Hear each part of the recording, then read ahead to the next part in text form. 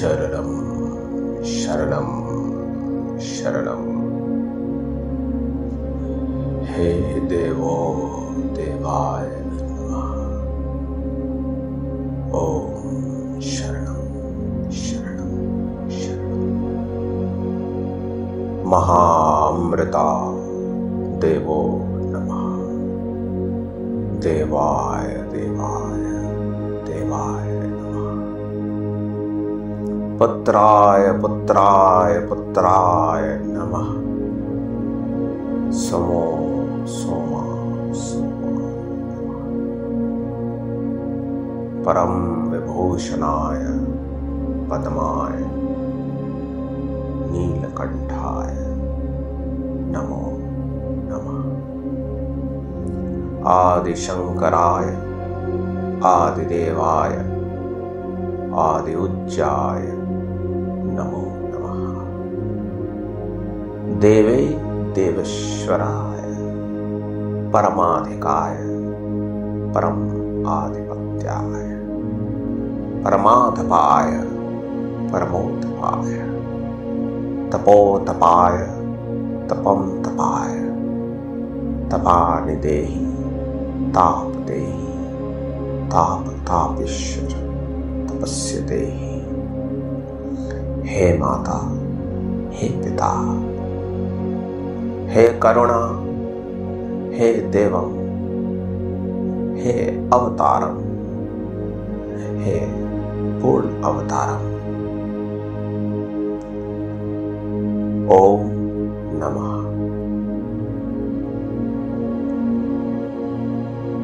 My dear friends, today we all are here gathered in this beautiful land that has been created by the divine, where the creator is also the divine. The one who created is also the divine. That which got created is also divine. And that which is the process is also divine. The tool that was used is also divine. That which got created is also divine. The way things have come and the way things will go and the way things are here and there in the moment, it is all divine. The doer, the done, and the seer, the one who showers grace, the one who gives blessings, the one who makes it happen, the one who desires, whose desire is this entire creation. My dear friends, today we all are sitting in the lap of divinity.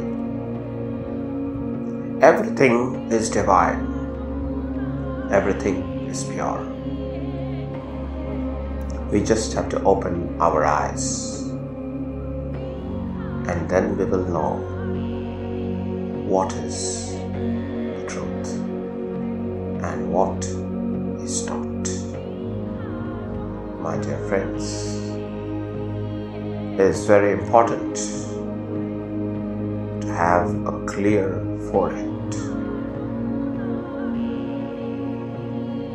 ये बहुत आवश्यक है, परम आवश्यक है कि जो ललाट है वो आपका आभूषण है। ललाट आभूषणम, आपका ललाट ही, आपके मस्तक का ललाट ही आपका आभूषण है। जिस प्रकार से ये हिम पर्वत हमारी वसुधा के आभूषण है, जिस तरह से आसमान में टिमटिमाते हुए तारे सितारे इस आकाश गंगा के आभूषण हैं, उसी प्रकार उसी भांति एक मनुष्य के रूप में, एक नर नारी के रूप में आपका जो शरीर है, उसमें जो देह है आपका, जो जड़ देह है, उसमें आपका ललाट आपका आभूषण है। और उस आभूषण में ही वो है जो आपको सत्य का दर्शन करवा सकता है। वो अग्नि, वो ज्वाला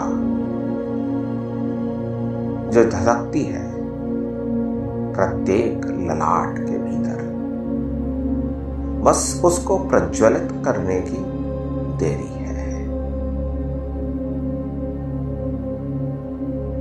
बस उसको उसके पुरोहित का, उसकी पुरोहित की प्रतीक्षा है।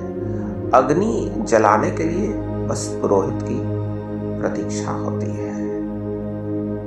वैसे तो अग्नि स्वयं देवताओं के पुरोहित है।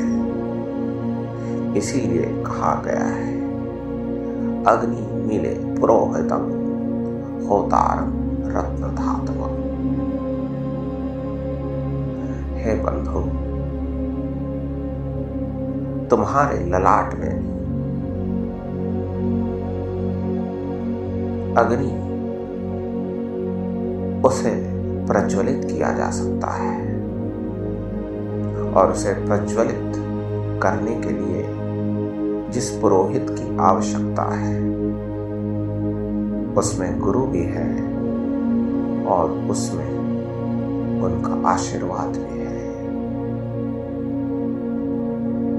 उसमें मंत्र भी है, उसमें दर्शन भी है, उसमें ध्यान की विधि भी है,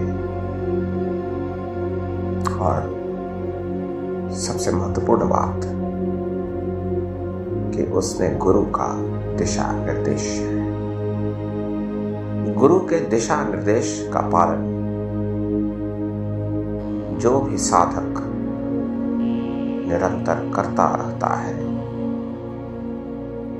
पूर्ण निष्ठा के साथ, सत्यनिष्ठ होकर, एक निष्ठ होकर, जो साधक अपनी साधना में लीन रहता है और गुरु की सेवा में एवं मानव कल्याण की एवं हर प्रकार के प्रकृति के जीव के कल्याण की सेवा में जो लीन रहता है, एवं सबसे प्रथम जो है वो गुरु जो उसे बताते हैं, जो कार्य उसे सौंपते हैं, चाहे वो ध्यान का हो, जप का हो, यज्ञ का हो,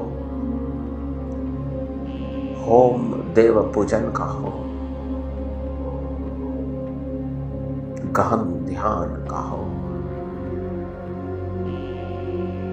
कुछ विशेष अनुष्ठान हो, तीर्थों सेवा हो,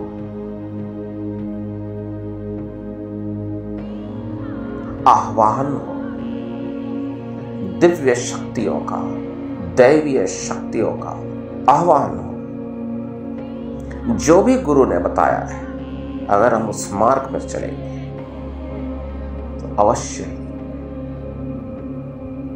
शिखर है हमारे भीतर, जो शिखर है हमारा भी एक शिखर है, हमारे अंदर भी शिखर है। हमें उस शिखर पर अपना आसन लगाना है और अग्नि को प्रज्वलित करनी है।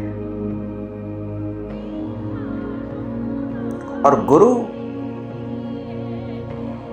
अगर गुरु हमें मिल चुके हैं और अगर हम अपने गुरु के प्रति पूर्ण रूप से समर्पित हैं, अगर हम अपने इष्ट के प्रति पूर्ण रूप से समर्पित हैं तो ये अग्नि प्रज्वलित अवश्य होगी। ललाट में ये होम कुंड, ये अनुष्ठान अवश्य प्रारंभ होगा और फिर इसका जो फल है वो सीधे हमारे शिखर की ओर जाएगा। ये गहराई में जाता है, हमारे अंदर गहराई में जाएगा और फिर जो स्थान है वो शिखर ही है। अब बस शिखर बचता है। इस शिखर को तुम कुछ भी नाम दे दो, तुम इसे सहस्रार कह दो, तुम इसे अंबुज कह दो, तुम इसे सोम कह दो, सोम चक्र कह दो, whatever name you want to assign.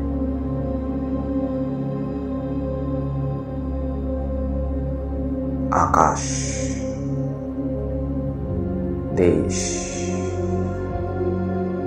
अग्नि, यज्ञ, आंतरिक यज्ञ, ओम, ओम,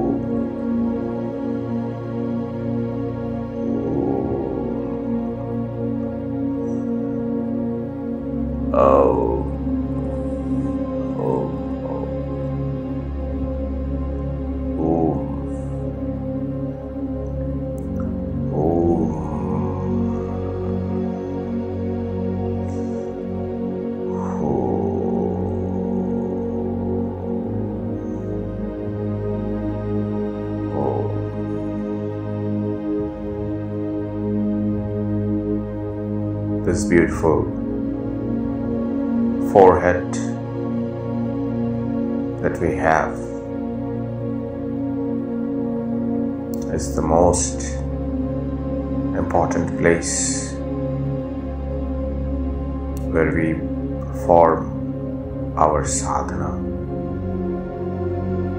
and as per the instructions of the Guru, first thing we need to have a Guru. Once we have the true Guru who is there to guide us on this path of eternal truth, on this path of ultimate truth, who will help us, who will show us the process through which we will be able to get the fire in our forehead alight. It is the fire of the yajna, the sacred ceremony in our forehead. There are extremely important pilgrimage centers in this place of ours, and as we keep on performing the practice as guided by the Guru, with all our surrender, with all our focus, with all our immersion, this being our only goal, and the service of the Guru as well as the service of any kind, be it of the animate or the inanimate, be it of this life form or any life form, Service is very important. Very, very important.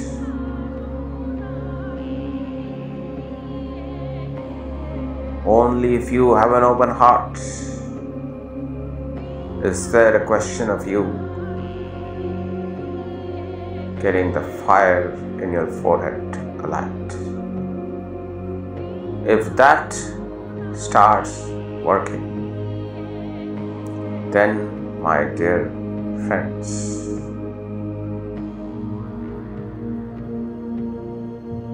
it is a place of tremendous silence. It is a place where you don't move. It is a place where there is no motion. Everything becomes still. A point of time comes in the sadhana of a true disciple, a true devotee, true sadhak or sadhika. Everything becomes still. There are no thoughts that keep coming in uninvited, that distract you. There is no temptation that will distract you. And even if, in case there is any, it will only happen at the beginning of your sadhana. And whenever at the beginning of your sadhana, whenever such temptations or such thoughts come in your meditation, it will break your meditation.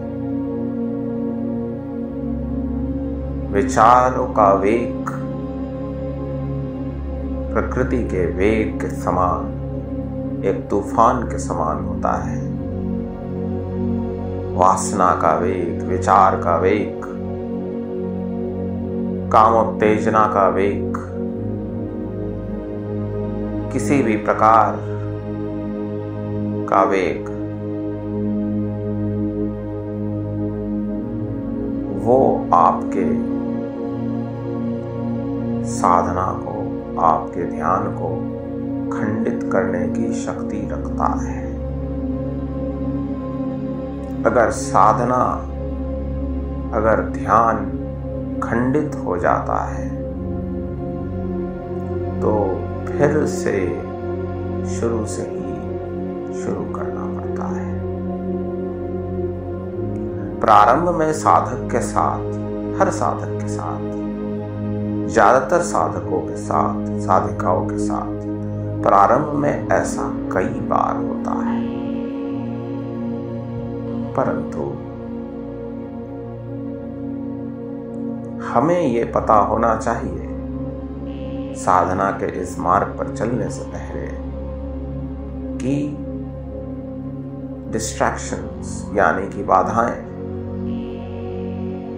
प्रारंभ में मार्ग में अवश्य आएंगी, चाहे वो विचार के रूप में हो, वासना के रूप में हो या किसी भी अन्य प्रकार के रूप में हो, वो जरूर आएंगी। किसी चीज की लालच या लोभ के रूप में भी आ सकती है, किसी भी रूप में वो आ सकती है। वो एक वेग है और वो आपके ध्यान को खंडित करेगी, परंतु हमें इससे विचलित नहीं होना है। प्रारंभिक स्तर के साधक अथवा साधिका को अपनी साधना में, अपने ध्यान में, अगर आप गुरु प्रतिष्ठ हैं, गुरु की सेवा में हैं, साधना कर रहे हैं, गुरु के द्वारा बताए हुए मार्ग पर साधना कर रहे हैं चलते हुए, और सभी नियमों का पालन कर रहे हैं और अपने आसन पर स्थिर होकर के जो स्थान है वहां पर आप ध्यान लगाए हुए हैं, विधि पूर्वक कर रहे हैं। प्रारंभ में विचारों का वेग आ सकता है, बीच बीच में आपके ध्यान को खंडित कर सकता है, परंतु इससे विचलित होने की आवश्यकता नहीं।